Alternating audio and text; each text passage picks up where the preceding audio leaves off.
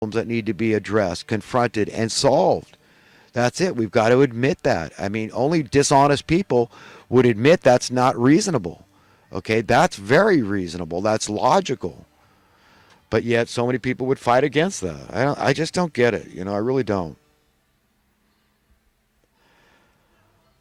There's this Smith family I heard about in Trenton, New Jersey. They won the lottery for some hundreds of millions or something, and they're doing good things with it. And that's the kind of thing to me that's beautiful. It's got to be beautiful inside of God. Is just give it away and be charitable, and that's it.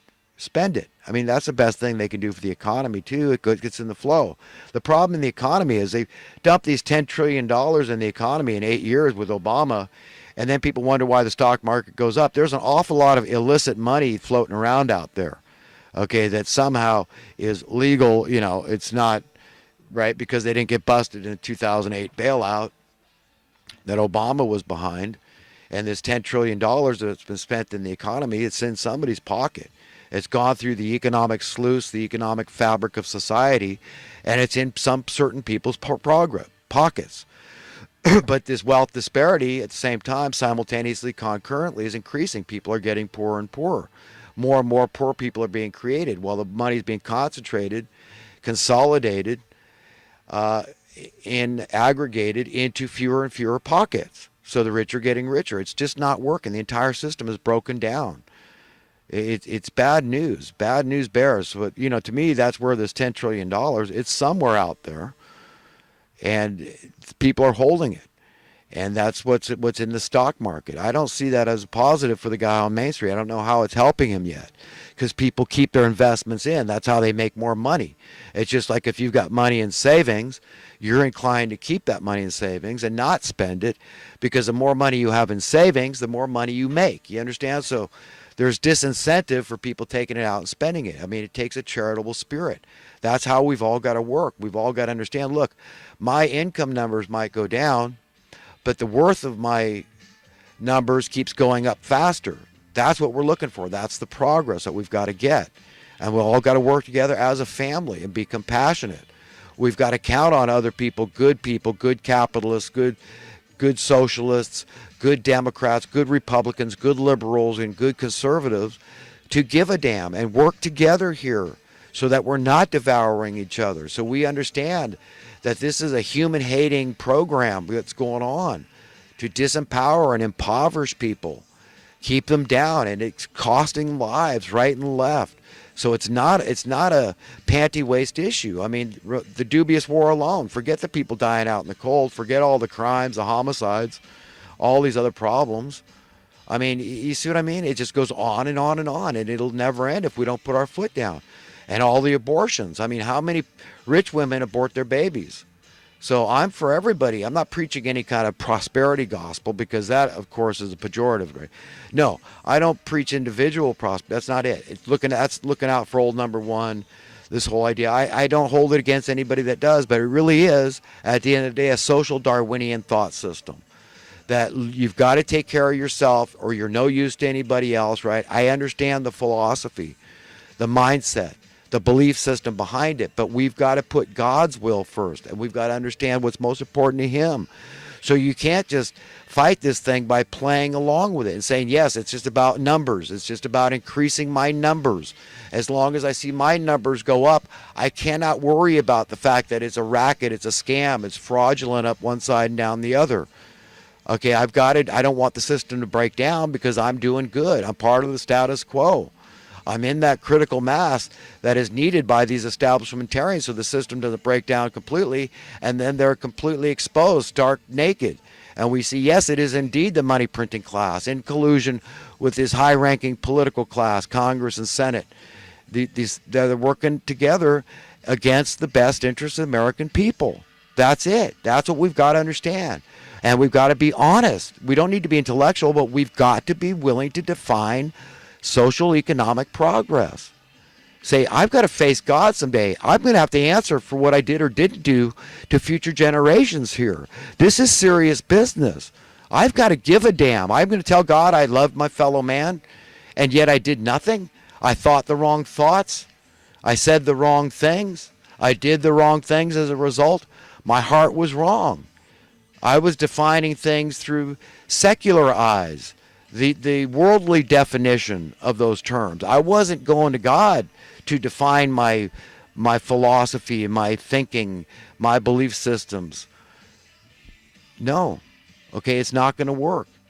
How I define a word. You've got to go to the highest heights to define a word properly, and that is to God himself, the one that gave you a brain, the ability to get on your knees and pray and say, I get it, this is serious. I mean, I've got to think about where I'm going from here, because that might not be too long away. That might be today that God says, sorry, Chris, this is your last day on earth, man. Or anybody else out there, Bob, Sally, John, any of us, right? We're all together in this thing. It's a very tenuous, precarious existence we lead. And that's it. We have one day at a time, one moment at a time. The past is spent.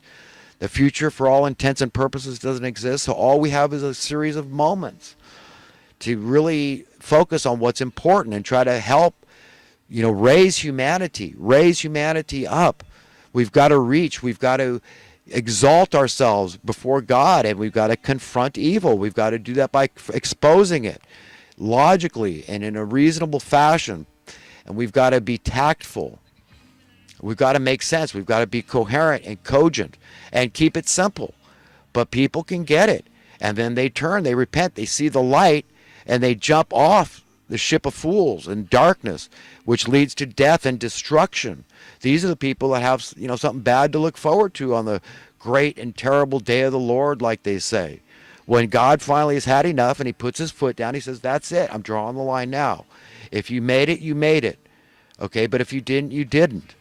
So we need to be ready. We need to be like the Philadelphians, who are really zealous and really want God's will to be done. When they pray the Lord's Prayer, they pray it in earnest. They say, please, God, let your will be done on earth as it is in heaven. This is what we really, really, really, really want. Roger Stone is being sued by Obama cohorts, he says, and he's really pissed off about it. And he's suing back for, 10 times or 100 times what they're suing him for. I can't remember the figures, but if I had to wager, I'd wager on Stone's side.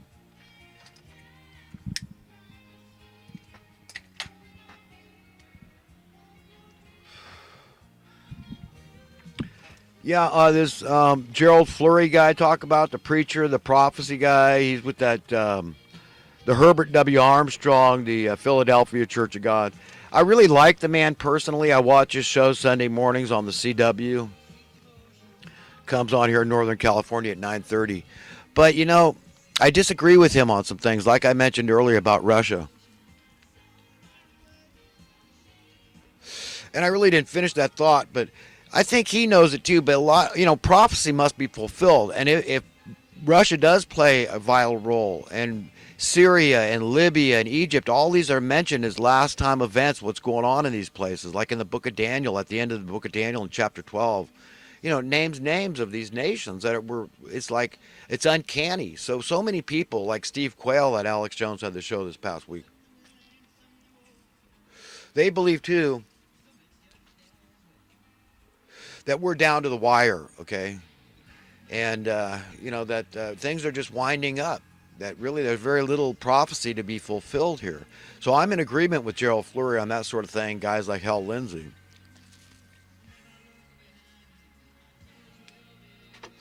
And people shouldn't be alarmed in the sense that they're fearful any more than we have to be. But, it is disconcerting, but that's what God has to have us, on edge a little bit here. Because, it's serious times we're living in.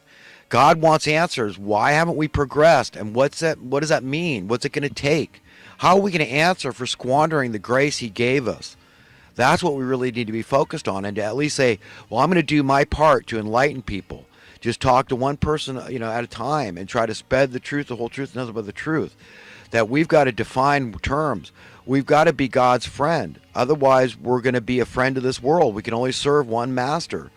And so we've got to reject this establishment in all its ways, and these money masters that have kept us enslaved for all these thousands of years.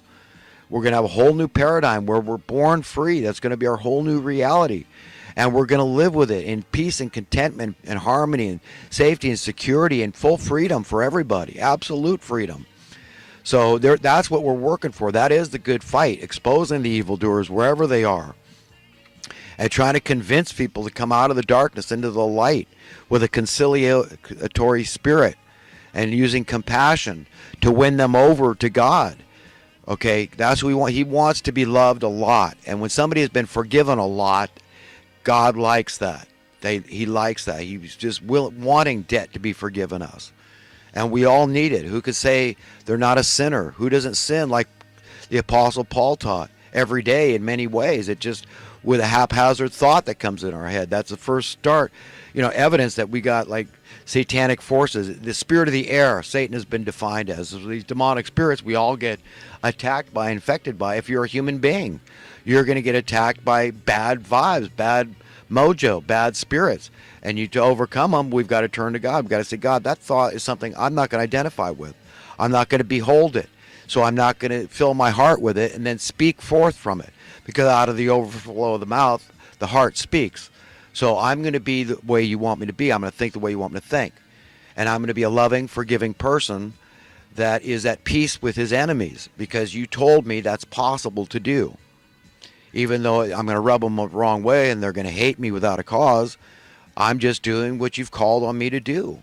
That's what we all have to do as just a friend of God, a brother, fellow human being, sister, whoever you might be. We've got to go for the jugular, the root. We've got to expose evil. We've got to talk to people about what it's going to take to turn this thing around. Even if we're not able to do it, at least we're ready for the truth, the whole truth, and nothing but the truth about the reality that is to come when the good guy finally prevails. When God's will is established on earth. What's it going to look like? What role is the master of this world? Money, okay? Satan, okay? Because Satan would be utterly neutered without money, okay? Rendered totally irrelevant. Nobody would care without money. So we know that this master cannot exist anymore. It's got to be banished, gone. This is this whole going to hell thing. This is where the wicked are banished to. This is what God does, is what's fair to his friends, his servants, his children that are loyal to him, that are yearning and longing, hungering and thirsting for righteousness to prevail on the earth. It's the right thing to do at some point. He cannot be remiss and delinquent and derelict in his duty to protect his beloved. Okay? It's not right. He cannot allow them to be bullied more and more and more in perpetuity. So the good guy will win, and there's evidence to support that. Like I said, this would be an unreadable book, an unwatchable movie if it wasn't so. So this is where that ounce of faith comes in, this faith of a mustard seed, and just acknowledging that, look, humans need help. We need God's help to fix our problems. Okay, we've got to convey that to other people in as sternly and as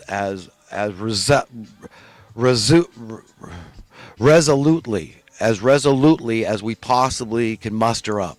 We've got to get that across, impart that to people, implore them, to consider, look, the big picture here is dramatically different from the little one we've been corralled into. This small-minded, narrow-minded, brute beast mentality where you got to accept it to some degree. You've got to comply. You've got to acquiesce and capitulate to some degree. You know what I mean? Well, yes, to some degree that's true, right? I still spend money, so I'm not going to sit here and lie to anybody. God knows that. But the fact is that you can hate your life in this world for that specific reason, because it's artificial, manufactured suffering, invented, unnatural, unholy, ungodly. It's inorganic suffering, okay? And so it's unnecessary. It's been imposed. It's been inflicted upon us from birth. We don't know reality. How could we know reality? It's so profoundly, dramatically different from this one. But that's what I'm asking people, anybody that would listen to me, to do. And God is the one talking to me. I mean, we've got to really understand that what God is upset about and how we don't want to be that one to upset that big overgrown puppy dog, okay? You want to stay friends because it's really easy to stay friends with a puppy dog. Very difficult to piss them off, okay? But People don't know it. They're in a trance. They're mesmerized by the things of this world, by the teachings of this world, by being inculcated and trained and brainwashed into believing the way our overlords want us to believe. And remember who those overlords are working for, that spirit of Satan, of trickery and deceit, duplicity, lies from the pit of hell, murder, anything. Nothing is beyond them. They've abandoned conscience. Conscience is a mere annoyance. Blasphemy to God, no problem. Okay, just so that they could keep their lot in this world. And you want to make sure that you don't end up in a position like King Solomon said about wealth can be a snare to the soul of man, because now you got some